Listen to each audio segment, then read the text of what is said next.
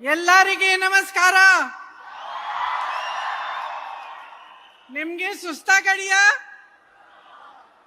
नहीं, बहुत ध्यान से सुन रहे हैं आप और बहुत समय से ठहरे हुए हैं. इसके लिए सबसे पहले मैं आपको बहुत बहुत धन्यवाद देना चाहती हूँ.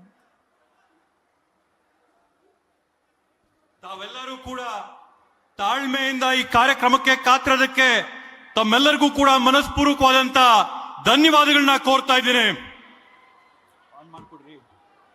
यहाँ आकर आज मुझे बहुत गर्व महसूस हो रहा है. ಇವತ್ತಿಲ್ಲಿ ನನಗೆ ಬಂದು ಅತ್ಯಂತ ಸಂತೋಷ ಆಗ್ತಾ ಇದೆ ಈ ಕಾರ್ಯಕ್ರಮದಲ್ಲಿ ಭಾಗವಹಿಸಿ. मंच पर मेरे कांग्रेस पार्टी के अध्यक्ष मल्लिकार्जुन खड़गे जी हैं.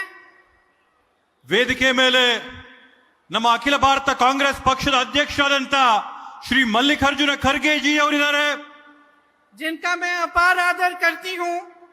ಯಾರ ಬಗ್ಗೆ ನಾನು ಅಪಾರವಾದಂತ ಗೌರವನ ಇಟ್ಕೊಂಡಿದ್ದೀನಿ.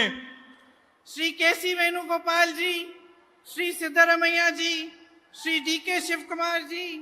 ವೇದಿಕೆ ಮೇಲೆ ಆಸೀನರಾಗಿರ್ತಕ್ಕಂಥ ಎಲ್ಲ ಗಣ್ಯರು, ಶ್ರೀ ಕೆ.ಸಿ. ವೇಣುಗೋಪಾಲ್ ಜಿ ಅವರು, ಶ್ರೀ ಡಿ.ಕೆ. ಶಿವಕುಮಾರ್ ಸಾಹೇಬರು, ಸಿದ್ದರಾಮಯ್ಯ ಅಣ್ಣನವರು, श्री रणदीप सुरजेवाला जी, कांग्रेस की कार्य समिति के तमाम सदस्य, कांग्रेस पार्टी की महासचिव, सचिवगण, कार्यकर्ता, नेतागण और आप सब इस महान ऐतिहासिक सभा में मौजूद हैं.